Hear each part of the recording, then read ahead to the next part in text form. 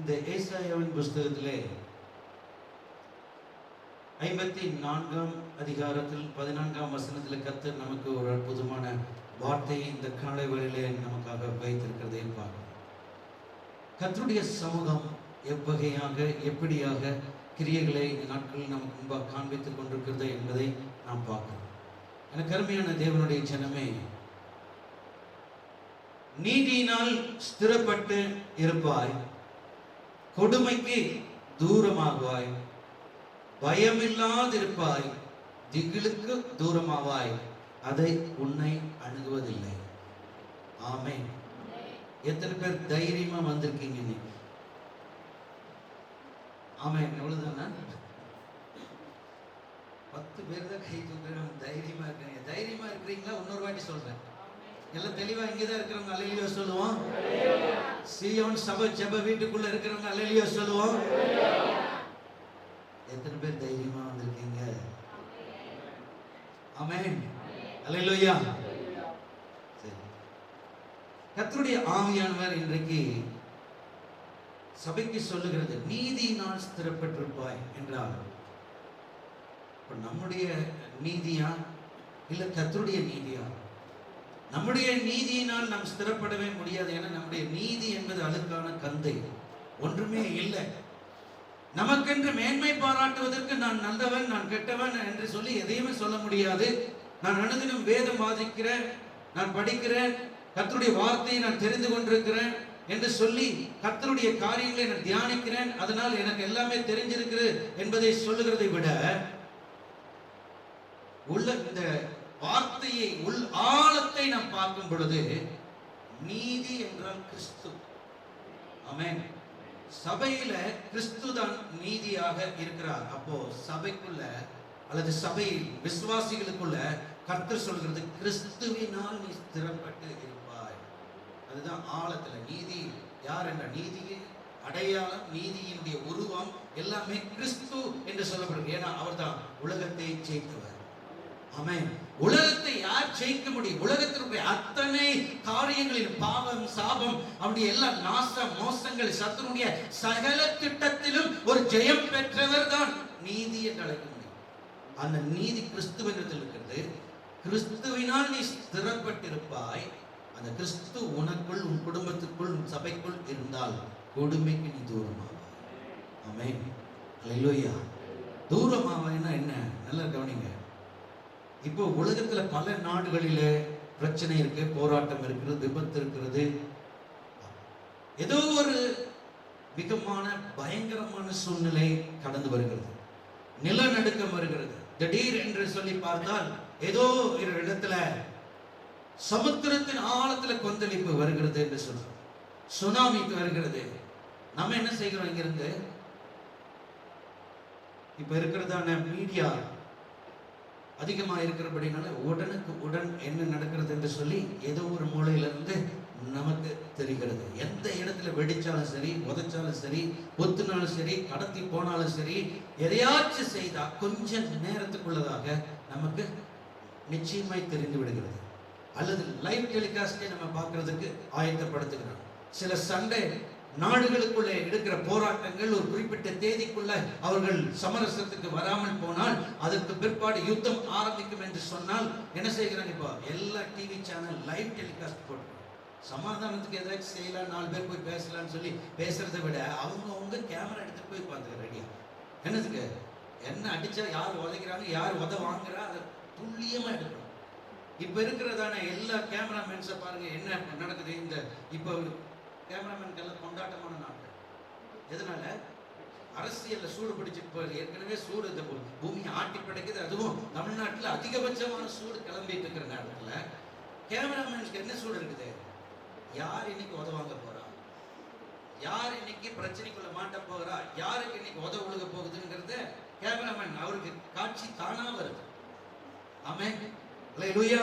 அப்போ இதெல்லாம் பார்த்துட்டு இருக்க டெலிகாஸ்ட் பண்ணுங்க. நல்ல கவனிங்க. என்ன சொல்ல வருகிறேன் என்றால், ஏதோ ஒரு பிரச்சனை ஒரு இடத்துல கேள்விப்படுகிறோம், அந்த அளவுக்கு தான் இருக்குது. ஒரு பெரிய பயங்கரவாத சம்பவம் நடந்தால் கேள்விப்படுகிறோம், யுத்தம் நடந்தால் கேள்விப்படுகிறோம். அந்த யுத்த களத்தில் இருக்கிறவர்களுக்கு தான் கலக்கம், வேதனை. ஆனா அந்த யுத்தத்தை பார்க்குற நமக்கு ஐயோ பாவம் என்று சொல்லி அப்படியே போயிடும். அவ்வளவுதான். நம்ம கொஞ்ச நேரம் அப்படியே மனசெல்லாம் கொஞ்சம் பாவம் செத்து போயிட்டாங்களே அப்படியே இப்படின்னு ஜெபம் பண்ற சில பேர் அந்த நேரத்திலே உட்கார்ந்து ரொம்ப அதிகமான ஆண்களுடைய பிள்ளைகள் என்ன செய்கிறாங்க, அங்கேயே உட்கார்ந்து ஜெபம் பண்றாங்க. அவங்களுக்காக அந்த ஒரு நிமிஷமாச்சு ஜெபத்துல நினைக்கிறதுக்கு அந்த நேரத்தை கொடுக்கிறார்கள். இப்படி இருக்குது. நல்ல கவனிங்க. கிறிஸ்துவை நீங்களும் நானும் சார்ந்திருக்கும் பொழுது கொடுமைக்கு தூரமாகுவாய் என்று சொன்னால் அந்த தூரம் இந்த அளவுக்கு தான் கர்த்தர் காண்பிக்கிறார். உங்களுடைய காரியத்திற்குள்ளே, உன் வீட்டுக்குள்ளே, உன்னுடைய வேலை ஸ்தலத்துல, உன்னுடைய எந்த ஒரு சூழ்நிலைக்கு மத்தியிலே கொடுமையான காரியங்களை உங்கள் எல்லைகளுக்குள் காணப்படாதபடி அல்லது நீங்கள் அதில் அகப்பட்டு போகாதபடி தூரமாகுவாய் என்று சொன்னார். நடக்கும் பிரச்சனைகள், போராட்டங்கள் இருக்கும், தூரமான காரியமாய் இருக்கும். அது நமக்கு நம்முடைய அருகில் இருக்காது. ஆனா நாம தேவ சுத்தத்தின் அடிப்படையில் இல்லாமல், தேவனுக்குள் இல்லாமல் போனா ஒருவேளை அது நம்முடைய அருகில் நடக்கலாம் அல்லது நமக்குள் நடக்கலாம். ஆமென். அப்ப கர்த்தர் சொல்கிற நீதியினால், கிறிஸ்துவினால் நீ ஸ்திரப்பட்டிருப்பாய், கொடுமைக்கு தூரமாகுவாய். ஆமென். பயம் இல்லாதிருப்பாய், திகிலுக்கும் தூரமாக. அப்ப இதெல்லாம் என்ன செய்கிறாரா, கிறிஸ்து ஒரு மனுஷனுக்குள் வந்து, சபைக்குள் வந்து, அவங்களுடைய எல்லைகளுக்குள் வந்தால் கர்த்தர் சூழ்நிலைகளை, நம்மளுக்குள் இருக்கிற வேண்டாத காரியங்களை தூரமாய் கொண்டு. ஆமென். அல்லேலூயா. அப்ப கர்த்தருடைய ஆவியானவர் சொல்றார், தூரமா கொண்டு வர. தூரத்துக்கு எவ்வளவு தூரம் சொல்லி நிர்ணயிக்கப்படவில்லை. அது வெகு தூரமா இருக்கலாம். அது தூரம் என்று அவருடைய பார்வையில அது எங்கேயோ கொண்டு போய் கர்த்தர் நிறுத்துவார். திகில், பயம் உன்னை அணுக முடியாதபடி தூரமாய் கொண்டு நிறுத்துவார். ஆமென். அப்ப கர்த்தர் அவருடைய வாக்குத்தத்தத்தை இன்றைக்கு நம்முடைய சபைக்கு முன்பாக வைக்கிறார். கொடுமையான சில பயங்கர கொடுமைன்னு சொன்னா, இந்த கொடுமை யாருக்குமே நடக்கக்கூடாது என்று சொல்லுகிறோம். அந்த அளவுக்கு இந்த கொடுமைகள், திகிலான காரியம், பயப்படுகிறதான சில சூழ்நிலைகள், எப்படி இந்த காரியத்தை சந்திக்க போகிறேன், எப்படி என்னுடைய குடும்பத்தின் காரியம் அடுத்த கட்டத்தில் போக போகிறது, எப்படி என்னுடைய வாழ்க்கையினுடைய அடுத்த சூழ்நிலைகளுக்கு நேராக நான் கடந்து போக போகிறேன், எதிர்கால திட்டத்தினுடைய காரியம், பிசினஸ்ல, வேலை ஸ்தலத்துல நான் எப்படி அடுத்த காரியத்தை செயல்படுத்த போகிறேன் என்ற பயம், திகில், எதை சாதிக்க முடியாதபடிக்கு, மாதத்துல இருக்கிற சூழ்நிலைகளை சந்திக்க முடியாதபடிக்கு இருக்கிறதானால் கர்த்தர் சொல்கிறார், நீதியினால் ஸ்திரப்படும்படி கிறிஸ்துவை ஆதாரமாய் வைத்துக் கொள்ளுங்கள். கிறிஸ்து உங்களுக்குள் ஆதாரமாய் இருக்கணும், கிறிஸ்துவோடு கூட இருக்கணும். கர்த்தருடைய நம்பிக்கை, கர்த்தரோடு கூட இருக்கிற பலன், கர்த்தர் தான் மகிமைப்பட வேண்டும். அப்படி கர்த்தருடைய மகிமையை எடுத்து செல்கிறவர்களாய் இருந்தால் வேதம் சொல்கிறது, நீ ஸ்திரப்பட்டு நிற்பாய். அந்த மகிமையினாலே, நம்முடைய மகிமை இல்லை, நம்முடைய பெருமை இல்லை, நம்முடைய காரியங்கள் இல்லை, கிறிஸ்துவினால் தான் நாம் ஸ்திரப்பட முடியும். ஆமென். அல்லேலூயா, அல்லேலூயா. நீதிமொழிகளின் புத்தகம் 3ஆம் அதிகாரம் 25ஆம் 26ஆம் வசனத்தை நீங்கள் வாசிக்கும் பொழுது வேதம் இப்படியாய் சொல்கிறது. நீதிமொழிகள் 3:25-26. சடுதியான திகிலும் துஷ்டர்களின் பால் கடிப்பும் வரும்போது நீ அஞ்ச வேண்டாம். கர்த்தர் உன் நம்பிக்கையாயிருந்து உன் கால் சிக்கிக் கொள்ளாதபடிக்கு காப்பார். அல்லேலூயா. நல்ல கவனிச்சுப்பார். கால் சிக்கிக் கொள்ளாதபடிக்கு காப்பார். துஷ்டர்களுடைய கரம், கிரியை எல்லாம் இருக்கிற சடுதியான திகில், திடீர் என்று சம்பவிக்கிற சில காரியங்கள் ஒரு வாழ்க்கையில என்ன நடக்குதுன்னே தெரியாது இல்லையா? திடீர் என்று சொல்லுகிறோம்ல, நல்லா இருந்தார் நேற்று, இன்னைக்கு பிரச்சனைக்குள்ளாயிட்டார். நல்லா போயிட்டு இருந்தாலே திடீர்னு கை காலெல்லாம் இழுத்துருச்சு, பிரச்சனைக்குள்ளாயிருச்சுன்னு சொல்றோம் இல்லையா? நம்முடைய உள் அவயவங்களுக்குள்ள என்ன எப்படி கண்ட்ரோல் ஒன்றும் தெரியாது. அதை கண்ட்ரோல் பண்றது தெரிஞ்சிருச்சு, எல்லாத்தையும் வெளியே வச்சு கண்ட்ரோல் பண்ணிடுவோம். நம்முடைய அவயவங்களை ஏன் உள்ள வச்சுட்டாரு தெரியுங்களா? நம்முடைய சக்தியில் அல்ல, அது கர்த்தருடைய இதுல இருக்கு. நமக்கு வெளியே எல்லாம் சக்தி கொடுத்துருக்காரு, கையை, காலு, மூக்கு, வாய், இதெல்லாம் பாருங்க தன் தன் இஷ்டத்துக்கு ஆடு. என்ன எப்படி வேணாலும் போகலாம், என்ன வேணா பேசலாம், என்ன வேணா செய்யலாம். ஆனா உள்ள இருக்கிறத அவர் தான் கண்ட்ரோல் பண்றாரு. அதையும் வெளியே வச்சிருந்தாருன்னா டோட்டலா செட்டப்பே வெளியே வேற மாதிரி இருக்கும் இல்லையா? நம்மளே எல்லாத்தையும் ஆளுகை செஞ்சிருப்போம், நமக்கு கண்ட்ரோல் பண்ணிக்கலாம். ப்ரெஷர் ஏறுதா அப்படியே அமுத்தி விட்டுருவோம், கொலஸ்ட்ரால் ஏறுதா அமுத்தி விட்டுருவோம், எதெல்லாம் அப்படி ஏறும்பொழுதோ அப்படியே அமுத்தி விட்டு கரெக்ட் பண்ணிக்கலாம். ஆனா அப்படி நமக்கு கர்த்தர் வைக்கல. நமக்குள்ள அதெல்லாம் ஏறுது, குறிப்பிட்ட நேரத்தில் டப்புன்னு ஆஃப் ஆகுது. கருமையான இல்லை, அதான் வேதம் சொல்லுது, சடுதியான திகிலும் துஷ்டர்களின் வாழ்க்கடிப்பும் வரும்போது நீ அஞ்ச வேண்டாம். ஆண்டவர் சொல்கிற, உனக்கு விரோதமா நிறைய பேர் நினைப்பாங்க, பல விதத்தில் நினைப்பாங்க. பால்கடிப்புகள், பலவிதமான யோசனைகள், கிரியைகள், சாபங்கள், சத்துருடைய சூழ்ச்சிகளின் கிரியைகள். ஆங்கில வேதாந்தம் என்ன சொல்லுகிறது இருக்கா இல்லையா? ஆங்கில வேதாந்தம் இல்லையா? இருக்குங்களா? இல்லையா? சரி, ஓகே, பரவாயில்ல. நீங்கள் அப்புறம் வீட்டில் போய் வாசிப்பாங்க. கருமையானே, இப்போ கர்த்தர் be not afraid of sudden fear and so. திடீர்னு நெஞ்சுக்குள்ள கருக்களா அப்படியே வருதுன்னு சொல்றாங்க. திடீர்னு ஒரு பயம், சம்பந்தம் இல்லாம கூட ஒரு பயம் வரலாம், சம்பந்தத்தோடு கூட பயம் வரலாம், ஏதோ ஒன்று வரலாம். ஆனா கர்த்தர் சொல்லுகிற எல்லா பயத்துக்கும் நான் உன்னை நீங்களாக்குவேன். ஏன்னா நான் உன் நம்பிக்கை, நான் உன்னை ஸ்திரப்படுத்துகிற நீதியின் தேவன்.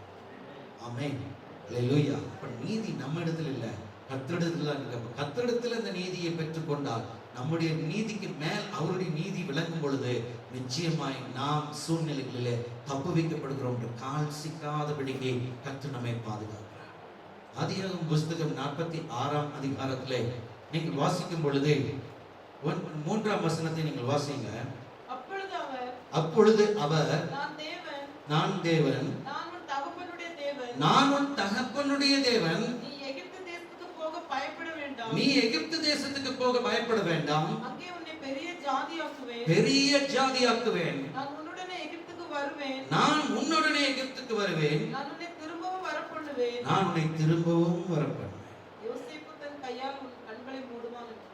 யாருக்கு சொன்னாருங்க? யோசேப்பு. யாக்கோபுக்கு கர்த்தர் பேசுகிறார். யாக்கோபுக்கு எந்த நேரத்தில் பேசுகிறார்? யோசேப்பு இப்ப எங்க இருக்கிறான்? எகிப்துல அவன் முழுவதுமாக அவனுடைய ஆளுகைக்குள் இருக்கிறது.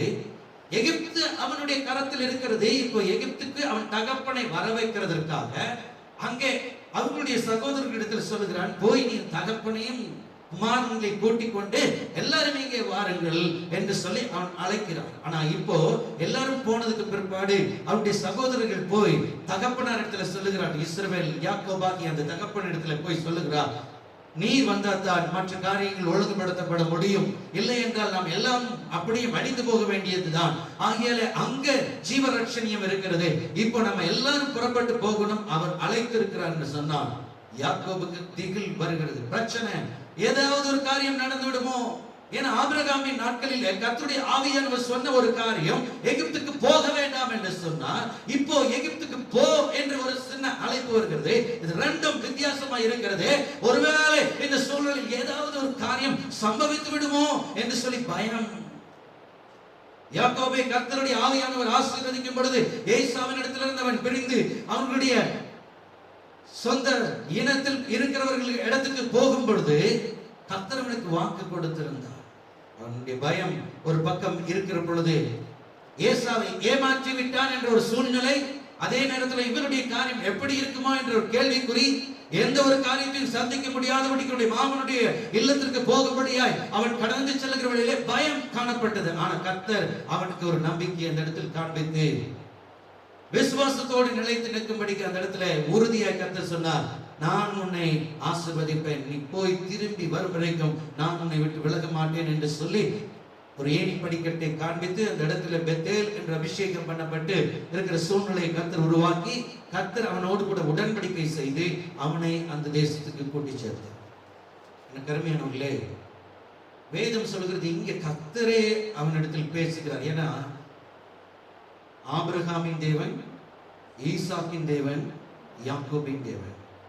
நீங்களும் நானும் எப்படி ஆண்டவரிடத்தில் கேட்கிறோம், ஆண்டவரே ஆபிரகாமின் தேவனே, ஈசாக்கின் தேவனே, யாக்கோபின் தேவனே, என்ன கொஞ்சம் கவனிங்க, அவங்களோட பிள்ளைதான் நாங்க உங்களுடைய சுதந்திரரா இருக்கிறோம், உங்களுடைய ரத்தத்துல கழுவப்பட்டிருக்கிறோம் அப்படின்னு சொல்லி பல முற்பிதாக்களுடைய காரியங்கள் கர்த்தர்களுக்கு இரக்கம் செய்தபடியினால் அந்த இரக்கத்தை முன்னிட்டு அவர்களிடத்துல கெஞ்சி, ஆண்டவரே ஏதாவது ஒன்றை செய்யும் என்று சொல்லி கேட்கிறோம்.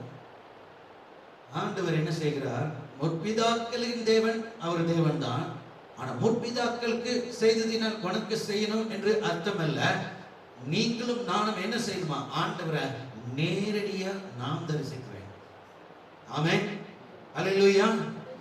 யாக்கோபின் தேவனை யாக்கோபு தன் முற்பிதாக்கள் மூலமாய் தெரிந்து கொண்டதை விட யாக்கோபே தெரிந்து கொள்ள வேண்டும் என்பதுதான் தேவனுடைய சித்தமாய் இருக்கிறது. ஆமென். நீங்களும் நானும் இன்றைக்கு மற்றவர்களுடைய தேவன், எங்க அப்பாவுடைய தேவன், எங்க அம்மாவை கும்பிட்டதுனால எங்க அம்மாவும் எங்க அப்பாவும் இயேசுவை சார்ந்து இருக்கிறதுனால நாங்களும் இயேசுவை கூப்பிடுகிறோம் என்கிறதை விட நீங்களும் நானும் இயேசுவோடு கூட நேரடி தொடர்பு வைக்கிறது தான் கர்த்தர் விரும்புகிறவராக இருக்கிறார். மற்றவருடைய தகப்பன், மற்றவருடைய அப்பா, மற்றவருடைய காரியம், மற்றவருடைய தேவன் என்று சொல்லுகிறதை விட என்னுடைய தேவன் என்று அழைக்கிறது தான் கர்த்தர் விரும்பப்படுகிறது. ஆமென். அது யாக்கோபு தேவனை தானாக தெரிந்து கொள்ளவில்லை, பிதாக்கள் மூலமாக தான் தெரிந்து கொண்டான். ஆனாலும் அவன் எப்படி இருக்கிறான்? ஆண்டவருக்கும் அவனுக்கும் தான் இன்டராக்ஷன். முற்பிதா செய்தது நான் நல்ல, சில பேர் சொல்லுவாங்க எங்க அப்பா ஊருங்க, எங்க அப்பா சொன்னபடி, எங்க அப்பா வச்சிருக்கிற தட்டு, எங்க அப்பா வச்சிருக்கிற பாத்திரம் அப்படின்னு இருப்பாங்க. அதெல்லாம் நல்லது, ஒருவேளை என்னவோ எனக்கு தெரியாது. ஆனா ஆண்டவர் என்ன சொல்கிறார்? நான் உனக்கு கொடுத்தது. ஆமே. அப்பா சுட்ட தோசைகள்ல இன்னைக்கு வரைக்கும் தோசை சுட்டு இருக்கிறது இல்லை. இருக்கிறாங்க அப்படி கேட்டுட்டே இருக்காரு, வெளியே வந்தோன்னு திட்ட போறாரு ஒருத்தர். ஆமே. நகரமையான தேவஜனமே நல்ல கவனிங்க. அப்பா வச்சிருக்காங்க, தாத்தா வச்சிருக்காங்க, தாத்தப்பா வச்சிருக்காங்கல்ல, கர்த்தர் நமக்கு வச்சிருக்கிறாரா? ஆமென். கர்த்தர் என்னோட கூட இடைப்படுகிறாரா? கர்த்தர் எனக்கு எப்படி பேசுகிறார்? யாக்கோபு அதைத்தான் கர்த்தர் கற்றுக் கொடுத்திருக்கிறார். யாக்கோபு கடைசி மரண நாட்களும் கூட கர்த்தர் தான் சொல்லுகிறார். இப்போ அவங்க மகன் கூப்பிட்டாங்கனால தகப்பனார் எந்திரிச்சு போகல. நல்ல கவனிங்க. மகன் கூப்பிடுறார், வாங்கப்பா. போகலன்னா சாப்ஸ் பண்ணிடுவார் அவரு. யோசேப்பு நம்முடைய ஆள் தான் அவர் இருக்கிறாரு, நம்முடைய சகோதரர் தான் அந்த இடத்துல இருக்கிறார், அவர் தான் கூப்பிட்டானா. ஏன்னா இவனுங்க எப்பவும் ஏமாத்துவாங்க. அப்ப இப்பவும் ஏமாத்துறாங்களா என்னங்கிறது தெரியாது, நல்லது சொல்றாங்களா தீமையான சொல்றாங்களா தெரியாது, கண்டுபிடிக்க முடியல. இப்ப பிள்ளைகள் கூப்பிடுகிறதுனால தகப்பன் வரணுமா? என்ன யோசனை பண்ணி பாருங்க. இன்னைக்கு கர்த்தருடைய ஆவியானவர் காமிக்கிறது என்ன? கர்த்தருக்கும் உங்களுக்கும் உள்ள உறவு தான் உங்களை கொண்டு போய் நிறுத்தும். பிள்ளையை கூப்பிடுறான், தகப்பன் கூப்பிடுறாங்க என்று சொல்லுகிறதை விட ஆண்டவர் உங்களை நினைவு எப்படி பார்க்கிறார்? நீங்களும் ஆண்டவரும், ஆண்டவரும் நீங்களும். ஆமென். அப்போ திகிலுக்கு நீ தூரமாகுவாய், பயம் இல்லாமல் இருப்பாய். ஏன்னா அவருடைய ப்ராமிஸ், அவருடைய வாக்குத்தத்தம் உன்னை கடைசி வரைக்கும் நடக்கும். பிள்ளைகள் கூப்பிடுறாங்கன்னு உடனே என்ன நடக்கும்னு யாருக்கும் தெரியாது. பிள்ளைங்க ஏற்கனவே கூப்பிட்டு போனாங்க, போனவங்க எல்லாம் ஒவ்வொரு நம்பர் காணாம போயிடுச்சு. அவங்களுடைய பாப்புலேஷன்ல ஒவ்வொன்றா காணாம போயிட்டு தான் இருக்குது. ஆனா பிள்ளைகள் கூப்பிடுற தகப்பன் எந்திரிக்க முடியாது. தகப்பனுடைய தேசம் ஒண்ணு, தகப்பனுக்கு கத்து கொடுத்த தேசம் ஒண்ணு. அந்த இடத்தை விட்டு நான் போகிறதா? நான் போனா எகிப்துல போய் நான் மறிப்பேனா, இங்க மறிப்பேனா, இது என்னுடைய இடமா, அது என்னுடைய இடமா? இதெல்லாம் பல கன்ஃபியூஷன் இருக்கு நிறைய பேர்ல, இன்னைக்கும் இருக்கு. ஒரு வீட்டை விட்டு காலி பண்ணி ஒரு அப்பா அம்மா கூட்டிட்டு போக பார்க்கலாம். அவங்க எல்லாம் யாக்கோபினுடைய பிள்ளைகள், அதனால போக மாட்டாங்க. கர்த்தர் சொன்னாதான். ஆமென். கர்த்தர் எங்க சொல்லுவாரு? நேரம் அவருடைய ராஜ்யத்துக்கு சொல்லுவார், அப்ப போயிடுவாங்க. அது வரைக்கும் அந்த இடத்தை விட்டு நகர மாட்டாங்க இல்லையா? ஏன்னா கர்த்தர் அவங்களுக்கு கொடுத்தார் என்பதுதான் அவங்க உணர்ந்து நிற்கிற காரியம். இன்றைக்கு கர்த்தருடைய ஆவியானவர் சில பிள்ளைகள் கூப்பிடுறோம், மற்றவர்கள் கூப்பிடுறோம், மற்றவருடைய ஆலோசனையா அல்ல. இப்ப யாக்கோபினிடத்தில் தேவனே பேசுகிறார். ஏன்னா யாக்கோப் பயந்து கொண்டிருக்கான், பிள்ளைகளை நம்பி இருக்கிறான். யாக்கோபு வயது சென்றவனாகிவிட்டான். இப்ப அவனுக்கு ஆதரவு என்பது கிடையாது, பிள்ளைகள் தான் ஆதரவு. பிள்ளைகளுடைய காரியங்கள் தான் நான் பற்றுக்கொள்ள வேண்டும். பிள்ளைகளை கவனித்த பிள்ளைகளுக்கு அதிகாரம் இருக்கலாம், ஆனால் அவர்கள் இப்பொழுது ஆளுகை செய்கிறார்கள், அவர்கள் கையில் பொறுப்பு இருக்கிறது, அவர்கள் தான் எல்லாவற்றையும் பார்த்துக் கொண்டான். எத்தனை பிள்ளைகள் என்று சொல்லி எண்ணி பார்த்தீங்கன்னா எவ்வளவும் கொஞ்சம் நேரம் ஆகும். அநேகமாக இந்த சபை ஆராதனை முடிகிறதுக்குள்ள நீங்க எண்ணிடுவீங்களான்னு எனக்கு தெரியாது. ஏன்னா அவ்வளவு இருக்குது. அடுத்த சில காரியத்தை நீங்க பார்த்தா அவ்வளோ பெரிய பரிவாரங்களோடு இருக்கிற எல்லா குடும்பத்தையும் இப்ப கர்த்தர் கொண்டு போக வேண்டுமானால் யாக்கோபுக்கு கர்த்தர் சொல்வேன். அது என்ன சொன்னோம்? நான் உன்னை பார்த்துக்குவேன், நீ தைரியமா இருந்தா தான் நடக்கும். ஏன்னா அவ்வளோ பிரச்சனை. எகிப்தை குறித்து, எகிப்துன்னா என்ன சொன்ன என்ன? இப்ப இஸ்ரவேல் ஜனங்கள் அங்கிருந்து புறப்பட்டு வந்த எகிப்து இல்ல, அதுக்கு முன்னாடி இருக்கிற எகிப்து. அந்த எகிப்து இஸ்ரவேலை நெருக்கினதல்ல, இஸ்ரவேலை ஒடுக்கினதல்ல, அவர்களை சிறையிருப்புல கொண்டு வந்து நிறுத்தினதல்ல. இந்த எகிப்து தனித்துவமாக, வித்தியாசமாக அவர்களுடைய வைராக்கியத்தையும் வல்லமையும் வெளிப்படுத்தி கொண்டிருக்கிற காரியம். இப்போ கர்த்தருடைய ஆவியானவர் சொல்லுகிறார், நீ எகிப்துக்கு, அப்பொழுது அவர் நான் தேவன், நான் உன் தகப்பனுடைய தேவன், நீ எகிப்து தேசத்துக்கு போக பயப்பட வேண்டாம், அங்கே உன்னை பெரிய ஜாதியாக்குவேன். நல்ல கவனிங்க. யாக்கோப தனித்து நின்று ஏசாவினோடு பிரிந்து போன உடனே அவனுடைய தாயினுடைய வார்த்தை கேட்டு அவன் கடந்து சென்ற உடனே கர்த்தர் கொடுத்த அதே வாக்குத்தத்தம். என்ன வாக்குத்தத்தம்? நான் உன்னை பெரிய ஜாதியாக்குவேன். யாக்கோபு இப்போ எவ்வளவு பெரிய ஜாதியா இருக்காரு. ஏற்கனவே பரிவாரங்களோடு வந்தவர், கோத்திரத்தை எல்லாம் உருவாக்கினவர், இஸ்ரவேலே அவருக்குள் இருக்கிறது. இதுக்கு மேல ஒரு பெரிய ஜாதியா. ஆமென், ஆமென், ஹல்லேலூயா. யோசிச்சு பாருங்களேன், யாக்கோபுக்கு அன்னைக்கு கொடுத்தது ஃபர்ஸ்ட் டே, அவனுடைய ப்ராமிஸ் கிளைம் பண்ணக்கூடிய முதல் நாள், அவனுக்கு வாக்கு தத்தம் என்று சொல்லப்பட்ட முதல் நாளில் கொடுக்கப்பட்ட வார்த்தை இப்போ ஏராளமான ஆண்டுகளுக்கு பிற்பாடு மீண்டும் கர்த்தர் சொல்கிறார். அப்ப இதுக்கு அப்புறம் தனித்திருந்தும் போதே அவனுக்கு தெரியும் எப்படி கர்த்தர் ஆசீர்வாதத்தை அவனை கூட்டி வந்தார். இப்பவும் ஆசீர்வதிக்க போறார்னா எப்படி இருக்க போகுதுன்னு தெரியாது. ஆமென், ஹல்லேலூயா. சொல்லுகிற நான் உன்னை இப்பொழுது எப்படி சொல்றா, பெரிய ஜாதியாக்குவேன், நான் உன்னுடனே எகிப்துக்கு வருவேன். ஹல்லேலூயா. நல்லா கவனிங்க, ஆண்டவர் ஒரு மனுஷன் சார்ந்து மகனா இருந்தாலும் சரி யாரா இருந்தாலும் சரி சொல்லுகிறத கேட்காம அவங்க சொல்லுகிற காரியத்துக்குள்ள நமக்குள்ள பயம் திகில் இருக்கலாம். ஆனா கர்த்தர் அதை பார்த்து கர்த்தரையே நம்பி நீ நிற்கிறபடினாலே கர்த்தர் உங்களுடைய பயமும் உங்களுடைய திகிலையும் அவர் பார்க்கிறார். அதுக்காக நீங்கள் பயப்படவே மாட்டீர்கள் என்று அல்ல, உங்களுக்கு திகிலே இல்லை என்பது அல்ல, நீங்கள் படுகிற அந்த சூழ்நிலைகளில கர்த்தர் என்ன சொல்கிறார், நான் இப்பொழுது நீ பயப்படுகிற இந்த சூழ்நிலையில உன்னோடு கூட வருவேன். ஆமென். அப்போ எப்படி பயம் இருக்க முடியும்? ஒரு மனுஷன் தகப்பன் கூட, ஒரு பிள்ளை தகப்பன் கூட இருக்கும் பொழுது நிச்சயமாய் பயப்படுவதே இல்லை, இல்லையா? ஒரு போட்ல போகிறதான ஒரு சூழ்நிலையில அநேகம் பேர் போய் கொண்டிருந்தார்களாம். ஆனால் அந்த நேரத்தில் திடீரென்று படகு உடைந்து போனது. தகப்பனாரும் பிள்ளையும் அதுல இருக்கிறார்கள். தகப்பனார் வந்து சொல்லுகிறார், முதல்ல நான் குதிச்சிடுறேன், நீ பின்னாடி குதிச்சு. தகப்பன் குதிச்சு விட்டார். பிள்ளைகிட்ட கேட்கிறார், வா குதி, நான் உன்னை பிடிச்சுக்கிறேன்னு சொன்னோன்னே இந்த பிள்ளை எந்த ஒரு சந்தேகமும் தப்புன்னு குதிச்சிருச்சு. உடனே அவன் பிடிச்சா நீச்சல் அடிச்சு பண்ணுவாங்க. கருமையான எப்படி அந்த காரியம் அவங்களுக்கு, அந்த பிள்ளைக்கு பயம் இல்லாம இருக்கு. யாராச்சும் இப்போ தண்ணியில குதினா குதிப்பாங்களா? சொல்லுங்களேன், நிஜமா பிடிச்சிருவீங்களா டாடி? இல்ல இதோட முடிஞ்சதா வாடி கேட்பான். ஆனா கர்த்தருடைய ஆவியானவர் என்ன செய்கிறார், அந்த தகப்பன் மூலமா ஒரு தைரியத்தை காண்பிக்கிறார் கூட இருக்கிறதுல. இப்போ யாக்கோபு வயது சென்றவனா இருந்த பொழுதும் கூட பிள்ளைகளுடைய காரியத்துல பார்த்து பிள்ளைகள் சொல்லுகிறபடி அல்ல, கர்த்தர் சொல்லுகிறபடி இருக்கிறதா. ஏன்னா அந்த பயத்தை போக்குறவர் ஆண்டவர் மாத்திரம். ஆமென். வாழ்க்கையில பயம் இல்லாமல் இருக்காது, வேதனை இல்லாமல் இருக்காது, திகில் இல்லாமல் இருக்காது. ஆனா கர்த்தர் சொல்கிறார், நான் இப்போ உன்னை போ, எகிப்துக்கு நீ புறப்பட்டு போ. ஆபிரகாமுக்கு கர்த்தர் சொல்லுகிறார், நீ நான் காண்பிக்கும் தேசத்துக்கு நீ போ என்று சொன்னார். யாக்கோபுக்கு ஏற்கனவே சொன்னார், ரெபெக்கா சொன்னா நீ போன்னு சொன்னா. இவர் ஒரு தைரியத்துல போனா. எந்த இடத்துல போனாங்களா? யாக்கோபு எந்த ஊருக்கு போனா? எந்த ஊருக்கு போனா? பதானாரா. ஆமென். நல்ல பேரு பைபிள் ஸ்டடி வச்சுதான் ஆகணும், டெஸ்ட் வச்சுதான் ஆகணும். அதுக்கு ஆதாரபூர்வமாக செஞ்சுருப்பதற்காக வெளியே பண்ண நீங்க கவனிச்சுக்கோங்க. ஏன்னா அது கேள்வி கேட்டு பதில் சொல்லியிருந்ததுனால. ஆமென். பதான் ஆறாம் அந்த ஊர் ஆபிரகாமுக்கும் அந்த ஊருக்குடைய காரியத்தை சொல்லப்பட்டது. ஏன்னா அன்றைக்கு கானானியர்களுடைய இடத்துல அவர்களை வைக்கும்படிக்கு கர்த்தருடைய தீர்மானம் அந்த இடத்துல இருந்தது. இப்பொழுதும் அந்த சூழ்நிலைகள் தான் இருக்கிறார்கள். தேவனுடைய ஆசீர்வாதம் வர வேண்டும். அப்போ இந்த இடத்துல கர்த்தர் நிச்சயமான பலனை கொடுக்கிறார். அப்ப என்ன சொல்றார், நீ எகிப்துக்கு போ அப்படிங்கிறத விட நீ எகிப்துக்கு புறப்பட்டு போயாக வேண்டும் என்று சொல்லி அவர் சொல்லுகிறார், நீ பயப்பட வேண்டாம், நான் உன்னை பெரிய ஜாதியாக்குவேன், அது மாத்திரமல்ல நானும் உன்னோடு கூட வருவேன். சொல்லுங்க, நீங்க எத்தனை பேர் கர்த்தருடைய ஆவியானவர் அப்படி சொல்லுவதற்கு எதுவாக நாம் ஆயத்தப்பட்டிருக்கிறோம்? அதுதான் கர்த்தர் சொல்ற, நீதியினால் ஸ்திரப்பட முடியும். நீதி என்பது அன்றைக்கு பிதாவினுடைய கிருபை, பிதாவுடைய மகிமை. அன்றைக்கு எலோஹிம் அந்த நீதியா இருக்கிறார். அந்த நீதி இந்த இடத்துல சொல்லப்பட்டது எலோஹிம் அந்த பதத்துல தான் சொல்லப்பட்டிருக்கிறபடினாலே அப்போ அவர் நீதியா இருக்கிறார். அப்ப அந்த நீதியின் தேவன் என்ன செய்கிறாராம், உங்களை எப்பொழுதும் பார்க்கிற தேவனாக. ஆரம்பத்தில் ஆதாம் ஏவாளை உருவாக்கினார். கர்த்தருடைய கண் அவர்கள் மேல் இருந்தது. ஆதாம் ஏவாளை பார்த்து கொண்டே இருந்தார்.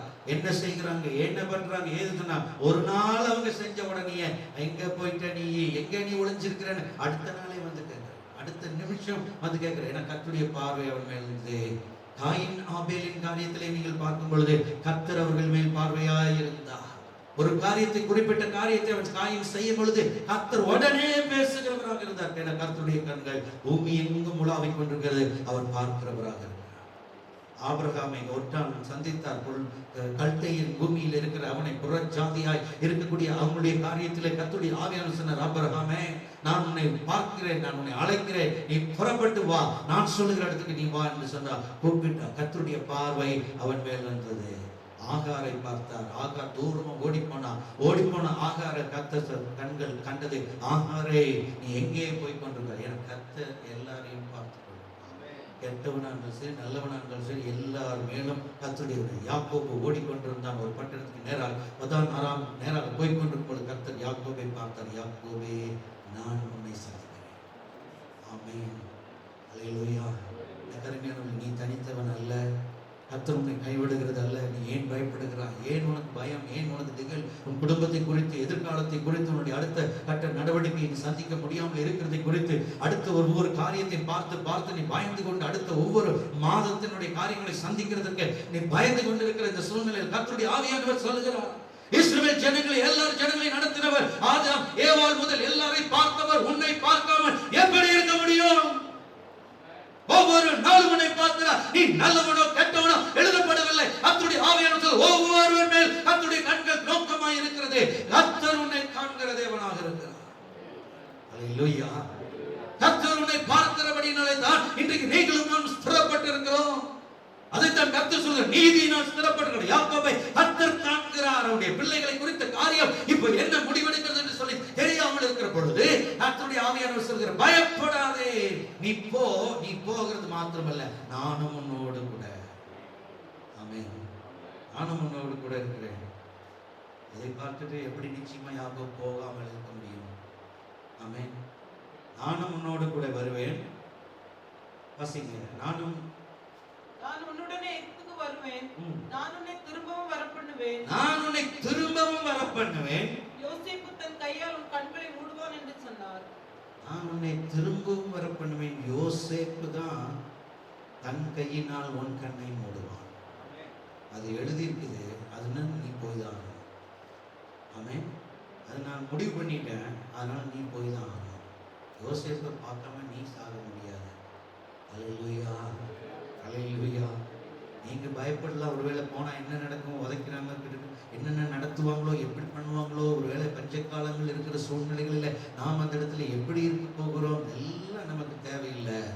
கர்த்தர் சொல்றார், உன்னுடைய காரியம் நீ நினைக்கிறது, நீங்க கணக்கு போடுறது, நீங்க எதெல்லாம் உருவாக்கி வைத்து எதெல்லாம் யோசித்து கொண்டிருக்கிறது எல்லாம் வேண்டாம். கர்த்தர் சொல்றார், நான் உன்னை நடத்த முடியும்.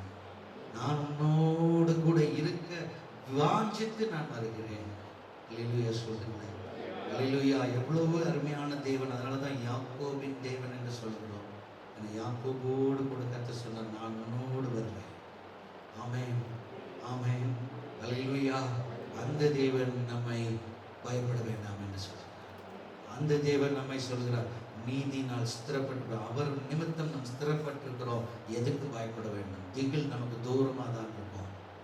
ஒருவேளை இன்னைக்கு பார்க்கும் பொழுது யோசேப்பு அந்த இடத்துல பட்டணத்துல பார்வோனின் அரண்மனையில நிற்கிறபடினாலே பார்வோனுடைய அரண்மனை திகிலா இருக்கிறது போல தெரிகிறது. அதனால இங்க வந்தா அது ஒரு பெரிய திகிலத்தில். இப்ப பார்வோன் அரண்மனைக்குள்ளேயே போனா, திகில் மாளிகைக்குள்ளேயே போனா, ஆண்டவர் சொல்லுங்க, திகில் மாளிகைக்குள்ள போனாலும் சரி, எந்த எழில் மாளிகைக்குள்ள போனாலும் சரி, நான் உன்னோடு கூட இருப்பேன். அல்லேலூயா. சொல்லுங்க. நான் உன்னோடு கூட இருக்கிறபடினாலே எதை கண்டு கலங்க வேண்டாம். ஆமென். அப்போ நீங்க ஆண்டவருடைய சமூகத்துல நீங்கள் வாஞ்சித்து காத்திருக்கும் பொழுது நிச்சயமாய் கர்த்தர் செய்கிறார். அது மட்டுமல்ல, அவர் சொன்னார், நான் உன்னை பெரிய ஜாதியாக்குவேன். ஆமென். எத்தனை பேர் வந்தாங்களா? கடைசியில ஏறக்குறைய 420 வருஷம் கழிச்சு இந்த யாக்கோபினுடைய சந்ததியாகிய இந்த கோத்திரத்தின் 12 கோத்திரத்தின் மக்களுடைய வளர்ச்சி தான் ஏறக்குறைய 6 லட்சம் புருஷர்களும் 20 லட்சம் மக்களும். ஆமென். நம்ப முடியுதா? எகிப்தில் ஒன்று இந்த இஸ்ரேல் ஜனங்களை இவங்க போய் குடியமர்த்தப்பட்டு இருந்து அந்த அடிமைத்தனத்தினுடைய வாழ்க்கை பெற்றுக்கொள்ளும் ஏராளமான ஆண்டுகள் பெறப்பட்டு 100 வருஷத்துக்கு பிற்பாடு தான் பல விதமான சூழ்நிலைகள் மாறி பல காரியங்கள் மாறி கடைசியில மோசே வந்து அந்த இடத்துல இருந்து கூட்டிக் கொண்டு போகணும்னா அந்த நேரத்துல இந்த காரியம் சொன்னபடி நடக்கிறது. அவர் சொன்னார், மீண்டும் எல்லாரையும் எகிப்திலிருந்து கொண்டு வருவேன், ஒரு குறிப்பிட்ட டைம் நான் வச்சிருக்கிறேன், அதனால நீங்க போக வேண்டிய அவசியம் உங்களுக்கு இருக்கிறது என்று சொல்லி இந்த யாக்கோபு அங்க போனபடினாலதான் எல்லா பிள்ளைகளும் இந்த இடத்துல அந்த இடத்துல இருந்தபடினாலதான் இந்த 12 கோத்திரமும் அந்த இடத்துல பெரிய ஜாதியாகி 20 லட்சமாகி வெளியே வந்துச்சு. அல்லேலூயா. பயப்பட்டு இருந்த யாக்கோபை கொண்டு எவ்வளவு செய்யணும் கர்த்தர் வச்சிருக்கிறார். ஆமென். ஒருவேளை அடிமைத்தனத்தின் நினைக்கலாம், அது கர்த்தர் அவர்களுடைய காரியத்தினுடைய தண்டனை, அவர்களுடைய வாதை, அவர்களுக்கு அனுமதிக்கப்பட்ட காரியம் அது அல்ல. ஆனா சொன்னபடி கர்த்தர் பெரிய ஜாதியாக, அந்த ஜாதி தான் இஸ்ரவேல். அல்லேலூயா. கருமையான தேவ ஜனமே, இப்படி கர்த்தருடைய ஆவியானுடைய சித்தத்துக்கு நாம் ஒப்பு கொடுத்தால் நிச்சயமா நீங்கள் எதை கண்டும் பயப்பட வேண்டிய அவசியமே இல்லை என்பதை குறித்து தான் கர்த்தர் பார்க்கிறார். இன்றைக்கு உங்களுடைய நம்பிக்கை என்ன? யாரை நீங்கள் நினைத்துக் கொண்டிருக்கிறீர்கள்? நம்பிக்கை எந்த காரியத்தை குறித்து போகிறது? பயந்து கொண்டிருக்கிறீர்களா? எல்லாவற்றையும் நேர்த்தியாய் செய்தும் ஆண்டுடைய சமூகத்தின் ஆசீர்வாதத்தை பார்க்க முடியாதபடிக்கு ஒருவேளை சூழ்நிலைகள் உங்களை குழப்பிக் கொண்டிருக்கிறதா? கர்த்தருடைய ஆவியானவருடைய வார்த்தை கவனியுங்கள். ஒருவேளை மற்றவர்கள் உன்னை பார்த்து பல விதத்தில் சொல்லலாம், பல காரியங்களை சொல்லுகிறது நிமித்தமா நீ பயந்து கொண்டிருக்கலாம். அதை பற்றி கவலைப்படணும். யோபுவின் புஸ்தகம் 11ஆம் அதிகாரம் 13 முதல் 15 வசனங்களை நீங்கள் வாசிக்கும் பொழுது கூட வேதம் இப்படியே சொல்கிறது. யோபு 11ஆம் அதிகாரம், நீர் உம்முடைய இருதயத்தை ஆயத்தப்படுத்தி உம்முடைய கைகளை அவருக்கு நேராக விரித்தால் நலமாயிருக்கும். உம்முடைய கையிலே அக்கிரமம் இருந்தால் அதை தூரத்தில் அகற்றிவிட்டு அநியாயம் உம்முடைய கூடாரங்களில் வாசமாயிருக்க ஒட்டாதிரும். அப்பொழுது உம்முடைய முகத்தை மாசில்லாமல் ஏறெடுத்து பயப்படாமல் திடன் கொண்டிருப்பேன். ஒருத்தன் தைரியம் சொல்லுகிறான், அவன் பயந்து கொண்டிருக்கிற வாழ்க்கைக்கு ஒருத்தன் தைரியம் சொல்லுகிறான். யார் அவன்? சோஃபார். அப்ப இந்த சோஃபார்ங்கிற ஒரு நண்பன் அவனுடைய காரியத்தை ஒருவேளை கர்த்தருடைய சமூகத்திலே அறியாதவர்கள் அல்லது கர்த்தருடைய சமூகத்தில் அறிந்தும் தேவனுக்கு ஏற்றபடி வாழாமல் இருக்கும் பொழுது இந்த வார்த்தை அவர்களுக்கு பிரயோஜனமாய் நிச்சயமாய் இருக்கும். ஏன்னா அப்படிப்பட்ட ஒரு நல்ல வார்த்தை தான் கொடுக்கிறார். ஆனா இது யோபுவுக்கு சூட் ஆகுமா? இது யோபுவுக்கு ஏற்ற ஒரு வார்த்தை தானா? நல்லா கவனிச்சு பாருங்க. ஆண்டவர் இந்த இடத்துல யோபுவை ஒரு திட்டத்தோடு கூட இந்த சோதனையின் நாட்களை கடந்து செல்ல வைக்கிறார். அவருடைய திட்டத்தின் அடிப்படையில் வெற்றியா தோல்வியா சத்ருவுக்கு அவர் சேலஞ்ச் கட்டி அவர் போய் கொண்டிருக்கிறார். யோபு மேல ஒரு காரியம் கிடையாது, ஆனா அவருக்கும் சத்ருவுக்கும் இருக்கிறதான யுத்தம் இந்த மனுஷன் வழியாக நிறுத்தப்படுகிறார். ஆமென். ஆனா மற்றவர்களுடைய கண்கள் என்ன தெரியுது? சத்ருவுக்கும் தேவனுக்கும் நடுவில் இருக்கிற போட்டி என்று யாருக்கும் தெரியாது. ஆனா இது யோபுவுக்கும் அங்க இருக்கிற சகோதரர்கள் அல்லது நண்பர்கள் பார்க்கிற பார்வைக்கும் உள்ள வித்தியாசத்தை காண்பிக்கிறது. அவங்க என்ன சொல்லுகிறாங்க? அந்த சோஃபார் என்ன சொல்லுகிறான்? நீர் உம்முடைய இருதயத்தை இப்பொழுது ஆயத்தப்படுத்தி உம்முடைய கைகளை என்ன செய்யணும்? அவருக்கு நேராக. ஏன்னா நீ செஞ்சிருக்கிற காரியம் சாதாரணமானது அல்ல. அந்த அளவுக்கு அவன் திட்டம் முன்னாடி இருக்கிற காரியம், நீ செஞ்சது ஏதோ ஒரு முக்கிய காரியம் இருக்கிறபடினாலே கர்த்தர் உனக்கு அதிகமா செய்யணும், ஆனா கொஞ்சமா செய்யறாரு. எப்படி இருக்கும் சொல்லுங்களேன்? இந்த மாதிரி சொல்ற குடும்பம் நமக்கு பக்கத்துல தான் இருக்கும். எல்லா எல்லையிலும் இருக்கும். ஏராளம் வார்த்தை 3வது 5வது வசனமா வாசிங்க. ஆனாலும் தேவன் பேசி உமக்கு விரோதமாய் தம்முடைய உதடுகளை திறந்து உமக்கு ஞானத்தின் ரகசியங்களை வெளிப்படுத்தினால் நலமாயிருக்கும். உள்ளபடி பார்த்தால் நல்லா கவனிங்க. இந்த அருமையான ஜெப வார்த்தையை பார்க்கும் பொழுது யோபுக்கு நல்லா சொல்லுவாங்க, உனக்கு வேணும், இதுக்கு மேலேயும் வேணும். இவன் கிட்ட நீ போய் பேச்சு வாங்கணும்னு ஏதாச்சும் இருக்கா அப்படின்னு சொல்லுவாங்க இல்லையா? அதுதான். வாசிங்களா நல்லா சத்தமா. உள்ளபடி பார்த்தால் அது இரட்டிப்புள்ளதா இருக்கிறது. உனக்கு 2 மடங்கு கொடுக்கணும். ஆகையால் ஆனா என்ன செய்திருக்க கர்த்தர் இப்போ உன்னுடைய அக்கிரமத்திற்கு ஏற்றபடி தேவன் உம்மை தண்டிக்கவில்லை என்று அறிந்து கொள்ளும். இவன் கணக்கு போட்டுட்டான். அவன் யோபு கணக்கு போட்டதை அக்குவேர் ஆணிவேர எடுத்த மாதிரியும் இதுக்கு அவர் உன்னைய இவ்வளவு செய்யணும், ஆனா பாதிதான் உன்னை செஞ்சிருக்காரு. அதனால நீ என்ன செய்யணும்? உன்னுடைய அக்கிரமத்துக்கு தேவன் நம்மை தண்டிக்கவில்லை என்று அறிந்து கொள்ளணும். நீ ரொம்ப தண்டிக்கப்பட்டுட்டாங்கிற மாதிரி எல்லாம் ஆக்ட் பண்ணாத, அல்லது நீ ரொம்ப தண்டிக்கப்பட்ட மாதிரி எல்லாம் சொல்லிட்டு இருக்காத. ஆண்டவனுக்கு பாதி தான் செஞ்சிருக்காரு இப்போ அப்படின்னா மீதி பாதி எப்போ வரும்? யோசிச்சு பாருங்களேன். இப்படி யோபு முழுவதுமாக தன்னை இழந்து, குடும்பத்தை இழந்து, வீட்டை இழந்து, ஆடு மாடுகள் ஒட்டகங்களை இழந்து, நடு தெருவில் உட்கார்ந்து ஓட்டை எடுத்து சுரண்டி கொண்டிருக்கும் பொழுதே உனக்கு இது பாதி தான் செஞ்சிருக்காரு ஆண்டவர் அப்படின்னு சொன்னா நீங்க எப்படிங்க இருப்பீங்க? ஐயோ நான் இப்பவே செத்து போன நிலமா இருக்குமே கத்தி இருப்பாங்க இல்லையா? நிறைய பேர் அப்படிதான் சொல்லுவாங்க. அவங்களுக்கு ஏற்கனவே புகைஞ்சிட்டு இருக்கிற நேரத்துல கொஞ்சம் இது உனக்கு பாதி புகையை தான்ப்பா பார்த்திருக்க, மீதி புகை வரப்போகுது, இதோட உனக்கு ஃபுல் ஸ்டாப் அப்படின்னு சொன்னா எப்படி இருக்கும்? செத்து போகலாம் போல இருக்கும் இல்லையா? யோசிச்சு பாருங்க. யோபு எவ்வளவு நொறுக்கப்பட்டான். அவன் பயந்து போனான். இதுக்கு மேலே பேசுற கூட்டம் எல்லாம் இனி வருவானுங்களோ, இதுக்கு மேல பேச போகிறவங்கள வருவாங்க. அப்படி நான் உண்மை என்ன செய்திருக்கிறேன் ஆண்டவரே. அல்லேலூயா. நல்ல யோசனை. வாசிங்க அப்படியே கண்டினியூவா. தேவனுடைய அந்தரங்க ஞானத்தை நீர் ஆராய்ந்து சர்வவல்லவருடைய சம்பூரணத்தை நீர் அறியக்கூடுமோ? அது வானபரியந்தம் உயர்ந்தது. உம்மால் என்ன ஆகும்? அது பாதாளத்திலும் ஆழமானது. நீர் அறியக்கூடியது என்ன? அதன் அளவு பூமியை பார்க்கிலும் நீளமும் சமுத்திரத்தை பார்க்கிலும் அகலமாய் இருக்கிறது. அவர் பிடித்தாலும் அவர் அடைத்தாலும் அவர் நியாயத்தில் கொண்டு வந்து நிறுத்தினாலும் அவரை தடை பண்ணுகிறவன் யார்? மனுஷருடைய மாயத்தை அவர் அறிவார். அக்கிரமத்தை அவர் கண்டும் அதை கவனியாதிருப்பாரோ? பாருங்க, நல்ல கவனிங்க. இவன் கிட்ட சொல்றான், யோபு கிட்ட சொல்றான், மனுஷனுடைய மாயத்தை அவர் அறிவார். வேதனையில உட்கார்ந்திருக்கிறவன நீ மாயத்துல இருக்கிற, மாயமானத்துல இருக்கிற, அதை அவர் அறிகிறாரு அப்படின்னு சொல்லி என்ன செய்கிறார்? அக்கிரமத்தை அவர் கண்டும் அதை கவனியாது இருப்பாரோ, அதனாலதான் உனக்கு கண்டதுனால கொஞ்சம் இப்ப அடி உனக்கு வந்திருக்கு அப்படின்னு சொல்லும் பொழுது அவனுக்கு எப்படி இருக்கும்? ஆண்டவர் அடிச்சது கொஞ்சம் கொஞ்சமா தான் அவன் பார்த்துட்டு இருக்கான். ஆனா இவங்க நேரடியா குத்துன்னு குத்திட்டு இருக்கான். ஆமென். ஆண்டவர் சில பேர்த்த சோதிக்கிறது கொஞ்சமா இருக்கும், ஆனா மனுஷன் கிட்ட வைக்கிறதான அந்த சோதனையின் நாட்களில் நிக்க வைக்கிறதுல ரொம்ப கஷ்டம். ஆமென். அதுதான் கர்த்தர் சொல்றேன். என்ன நீ எப்படி எதுக்கு பயந்துக்கிற? ஆண்டவர் உன்னை சோதிக்கிறதுக்கு கூட நீ பயப்பட, ஆனா அந்த மனுஷன் சொல்லுகிற எல்லா காரியத்தையும் நீ கேட்கும் பொழுது இந்த சோதனை உனக்கு அதிகமாகிறது, உன்னுடைய பயம் உனக்கு அதிகமாகிறது, கொடுமை உனக்கு அதிகமாகிறது, திகில் உனக்கு அதிகமாக. இப்போ கர்த்தர் சொல்லுகிறார், நீ உன்னுடைய நீதியில நிற்க முடியாது. இப்போ தேவனுடைய நீதி தான் உன்னை பாதுகாக்க வேண்டும். ஆமென். ஏன்னா என்னுடைய நீதி இப்ப சொல்றதுக்கு வாயை திறந்தோம்னு அடிச்சே போடுவாங்க. ஏன்னா அத்தனையும் செஞ்சதுனால தான் ஆச்சு, அதுவும் பாதிதான் உனக்கு கொடுத்திருக்கிறாரு அப்படின்னு ஒரு திட்டமான நியாய தீர்ப்பையே வச்சு எழுதியிருக்கா. அந்த நேரத்துல என்னுடைய நீதியை நான் எப்படி சொல்ல முடியும்?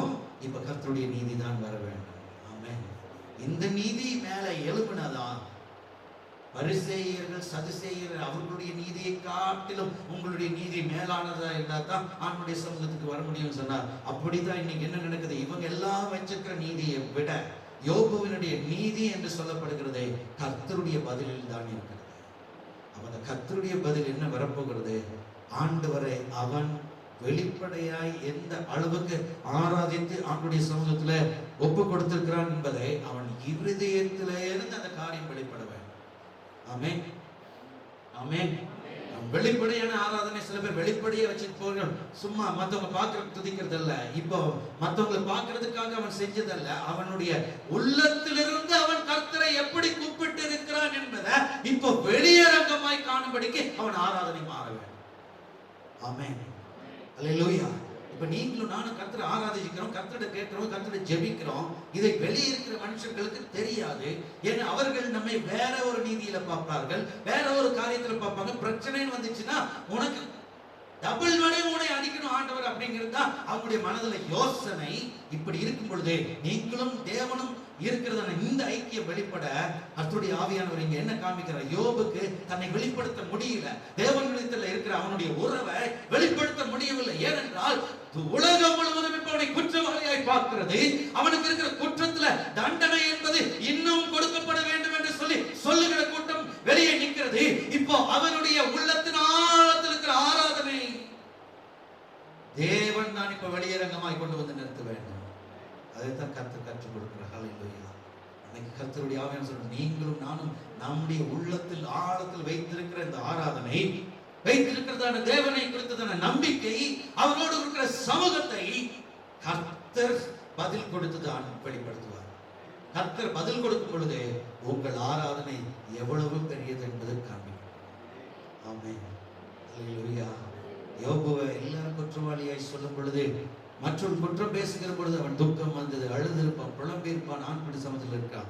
ஆனா கர்த்தர் அவனுக்கு வெளியரங்கமான ஒரு பதில் கொடுக்கும் பொழுது அவன் இருதயத்தில் இருக்கிறதான தேவன் யார் என்பதை, அவன் எவ்வளவு ஆராதிச்சவன், எவ்வளவு ஆராதனைக்குரியவன் என்பதை அப்போதான் கர்த்தர் வெளிப்படுத்துகிறார்.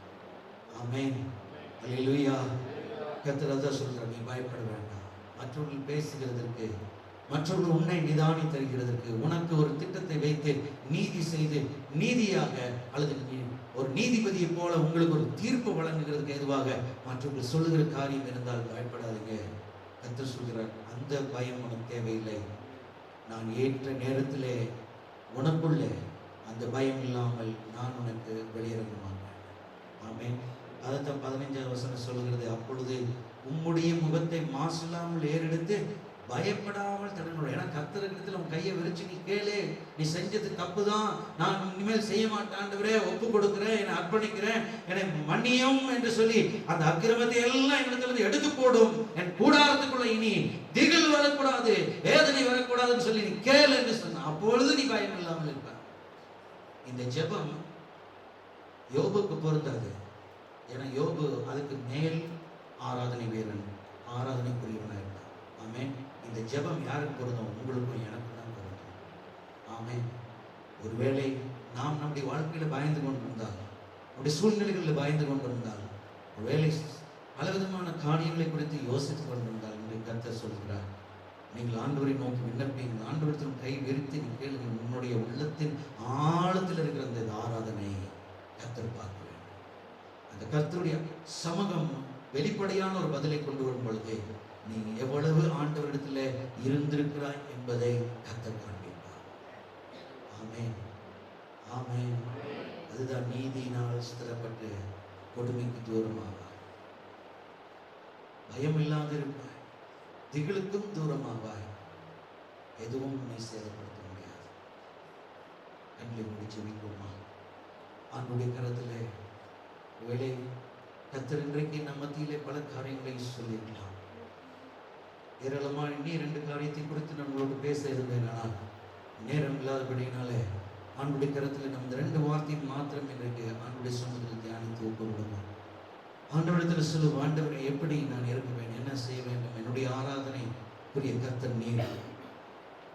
எனக்கு இருக்கிறதான சூழ்நிலைகளில் இருக்கிற எல்லா பயம், திகில், வேதனையிலிருந்து என்னை விலக்கி என்னை ஆசீர்வதிக்கும்படி பெரிய ஜாதியாக மாற்றுவேன் யாக்கோபுக்கு கொடுத்த அந்த வாக்குத்தத்தத்தின்படி எங்களையும் எங்கள் குடும்பத்தையும் நாங்கள் இனி கடந்து செல்ல முடியாதபடி திகைத்து நிற்கிற இந்த நேரத்தில் எதிர்காலத்தை குறித்து, எதிர்பார்க்கிற திட்டங்களை குறித்து, பிசினஸை குறித்து, வேலை ஸ்தலத்தை குறித்து, அனுதின காரியங்கள், குடும்பத்தின் சூழ்நிலைகளை குறித்து நான் கொஞ்சமும் நிர்ணயிக்க முடியாத இந்த காலகட்டத்தில் ஒரு பயம், திகில் எங்களை சூழ்ந்து கொண்டிருக்கிறது. ஆனால் நம்முடைய வார்த்தையின் மேல் நம்பிக்கை வைத்து நாங்கள் போகிறோம்.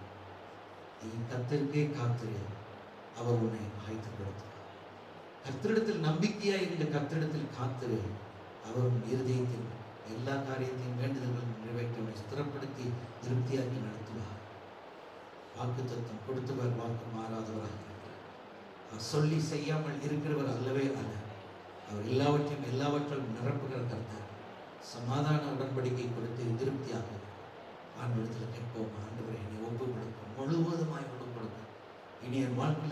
திகில், வேதனை எதுவும் இல்லை.